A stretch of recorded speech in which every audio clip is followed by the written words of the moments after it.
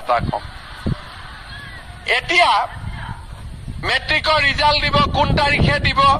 অংকৰ প্ৰশ্নখন টান আহা বুলি কৈছিল তথাপিতো পাছ কৰিব কোনো চিন্তা কৰিবলগীয়া আপোনালোকে চাওক যিমান ছোৱালীয়ে মেট্ৰিক পাছ কৰিব সবটো কলেজত নাযাব ঘৰত টকা পইচাৰ অসুবিধা আছে এইবাৰ আমি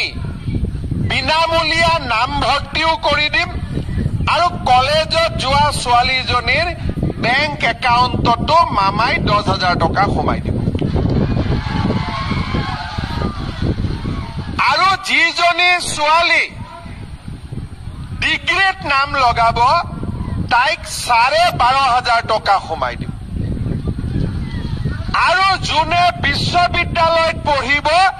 সেই ছোৱালীজনীক 25,000 টকা আমি বেংক একাউণ্টত দিম তাৰ মানে কি হ'ব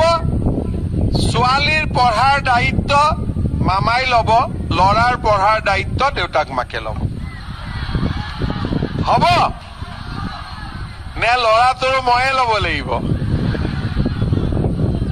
মই আকৌ ল'ৰাকেইটাৰ পুলিচ চাকৰি দায়িত্বটোহে লৈ আছিলো যে জুলাইত দৌৰক বুলি সিহঁতে হয়নে নহয় কি বেটা কি কৈ আছ তহঁতক দিব লাগিব তহঁতক বুলেটে দিব লাগিব ছোৱালীক স্কুটি দি তোক বুলেট দিব লাগিব ৰহ তহঁতি আকৌ বুলেট দিলে পিছত ছোৱালীহে উঠাবি মা দেউতাকতো নুঠাও যি লৰাই কবি